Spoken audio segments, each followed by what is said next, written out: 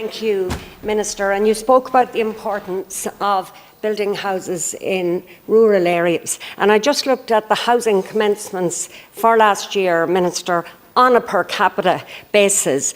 And when you look, for example, at counties like Kildare, not Dublin, because the numbers are much higher there, but a county like Kildare, for every 80 people, one house was built. Now, it's important to state, Minister, this is on a per capita basis, so that means it's fair to begin with. But when you look at counties like Sligo, it was one for every 273 people. When you look at Leitrim, it was one for every 248 people. And when you look at Roscommon, it was one for every 570 people. So yes, houses are being built, but the vast majority of them are being built in areas outside the Northwest region.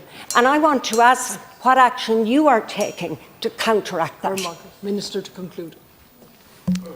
And just to thank Deputy Flaherty and Deputy Harkin for their contributions, and certainly, you know, we're seeing right across the country the housing commencements are up, and they're up significantly across the country.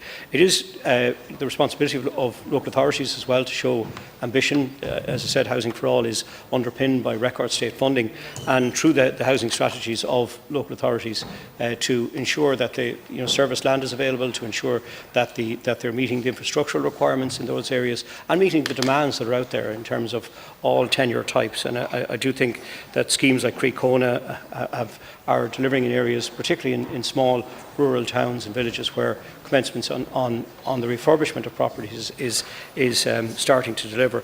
We do need to see more. There's still quite a lot of dereliction in our small towns and villages, and I do think that needs to be addressed in a very proactive way, and that's why the resources have been put into local authorities to try and help achieve that.